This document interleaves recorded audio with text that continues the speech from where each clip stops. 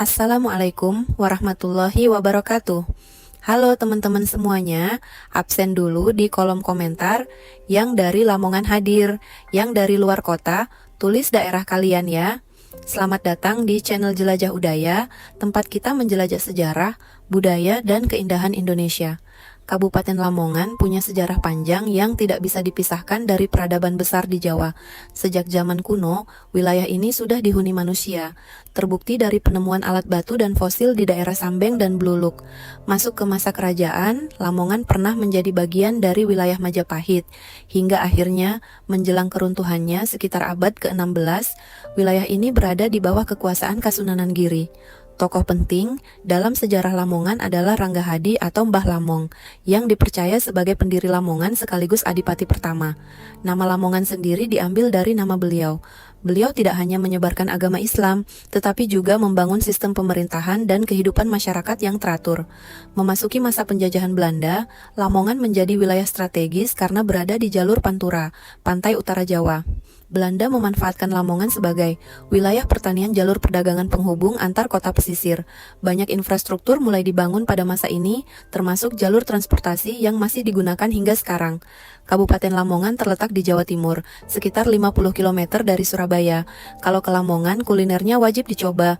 Soto Lamongan terkenal se-Indonesia, tahu campur, perpaduan rasa gurih dan segar, bandeng dan olahan laut karena dekat pesisir.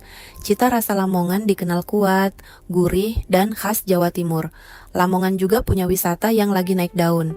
Wisata Bahari Lamongan, WBL. Wisata keluarga paling populer, Maharani Zoo dan Goa, kombinasi wisata alam dan edukasi Pantai Kutang, spot foto viral Waduk Gondang, wisata alam yang tenang Lamongan, sekarang jadi salah satu tujuan wisata favorit di Jawa Timur.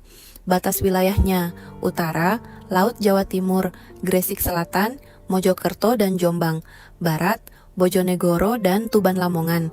Juga dilalui beberapa sungai besar seperti Bengawan Solo dan Kali Lamong yang membuat wilayahnya subur dan cocok untuk pertanian. Sekarang kita lihat dari sisi data jumlah penduduk. Sekitar 1,2 juta jiwa pada tahun 2024. Komposisi penduduk perempuan sedikit lebih banyak dibanding laki-laki. Sektor ekonomi utama, pertanian perikanan, karena wilayah pesisir. Perdagangan industri kecil dan UMKM Lamongan dikenal sebagai salah satu daerah dengan potensi besar di sektor perikanan dan pertanian. Pendapatan per kapita secara umum berada di kisaran puluhan juta per tahun, estimasi data BPS daerah.